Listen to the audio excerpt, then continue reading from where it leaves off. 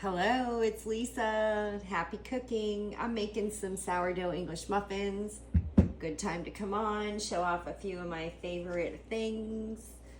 Yeah, just being in the kitchen is pretty much my favorite space. So I have a lot of great little tools.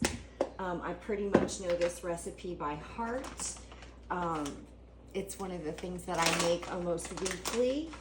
Something I used to buy at the store all the time, and I decided I was going to try to make them myself because I was tired of buying them at the store, $5 for 6 of them. So I can make some more now, 12 of them, and I take 6 and leave them out, eat them, and then I put the other 6 in the freezer, take those out when I'm down to the last one, and toast them every morning, and they're just as good as they were the first day. Well, not as good, but they're edible.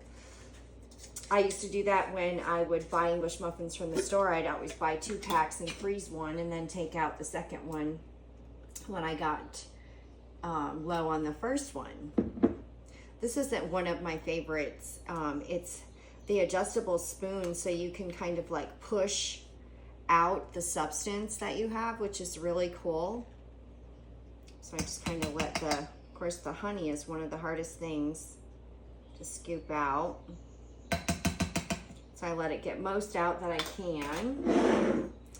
And now this is what I'm going to use, this dough whisk to mix. And I have 2 of these large these batter bowls, and then I have 1 of the smaller one. Okay, I have my pan, my cast iron pan, warming up for 2 minutes. I just wanted to throw in my coconut oil. So this is just something I make, like I said, on a regular basis, and I use the pastry mat, which is something very cool because you can put it on the counter and it doesn't move. So sometimes I know I've had some and they move. This one does not move, so it's really super cool. Another thing I like to use, this is for powdered sugar, but I have flour in it, so I use it a lot to dust my board, and it's an older styled one, but it still works just as well. So I get this all mixed in together, and then I'm going to divide this dough into 12 parts. So I usually do it in half, and then one of those halves I divide into 6, and then 6 again.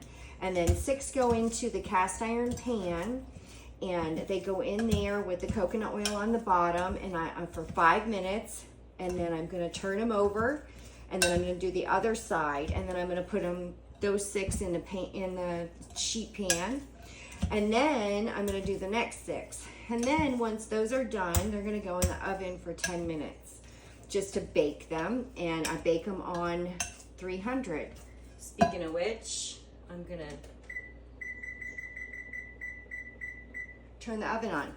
So I hope everyone is having a great day. I just wanted to come on and say hello, share a few things that I was using in my kitchen, share a little bit about why I do this from my home. Basically, it's cheaper and much better. They don't last as long because they don't have the preservatives in them. So if you get a loaf of bread at the store, you can literally leave it in your cupboard probably for 2 weeks. Seriously.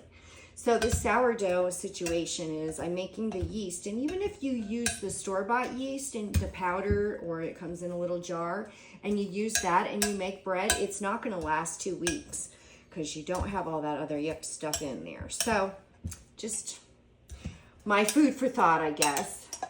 I'm going to dump this out, and then I'm going to say goodbye because then I'm going to get ready to play with my dough.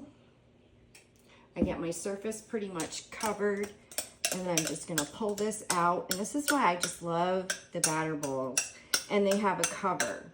So at night, the night before, I mix together my sourdough starter, my flour, and I add in my water, mix it together.